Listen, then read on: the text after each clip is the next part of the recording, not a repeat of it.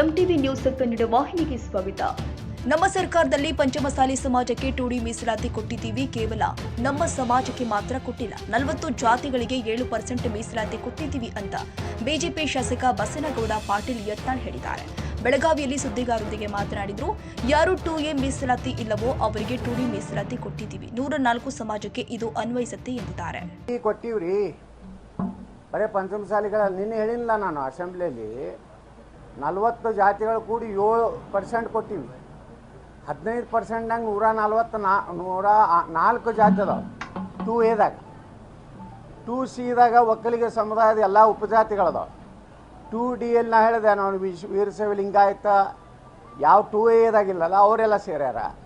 ಮರಾಠ ಸಮಾಜ ಮರಾಠದೊಳಗೆ 2-3 ಅದಾವೆ. ಮರಾಠ ಅದನ್ನು ಸೇರ್ಸ್ಯಾರ, ಜೈನ ದಿಗಂಬರ್ ಸೇರ್ಸ್ಯಾರ, ಕ್ರಿಶ್ಚಿಯನ್ರನ್ನ ಸೇರ್ಸ್ಯಾರ, ವೈಷ್ಣವ್ರನ್ನ ಸೇರ್ಸ್ಯಾರ.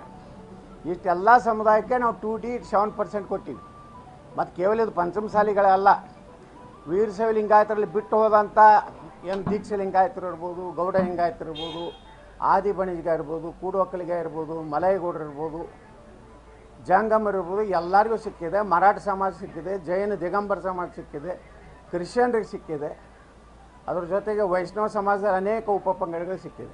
40 ಕಮ್ಯುನಿಟಿ ಕೂಡಿ 7%, 104 ಕಮ್ಯುನಿಟಿ ಕೂಡಿ 15% 2A ಇದೆ. ಮತ್ತು 6% ಒಕ್ಕಲಿಗರು ಕೊಟ್ಟಾರೆ, 7% ನಮ್ಗೆ ಕೊಟ್ಟಾರೆ. ತಾಜಾ ಸುದ್ದಿಗಾಗಿ ಎಂಟಿವಿ ನ್ಯೂಸ್ 24/7ಗೆ ಸಬ್ಸ್ಕ್ರೈಬ್ ಮಾಡಿ ಮತ್ತು ಬೆಲ್ ಐಕಾನ್ ಅನ್ನು ಒತ್ತಿ. ತಪ್ಪದೇ ಲಿಂಕ್ ಶೇರ್ ಮಾಡಿ.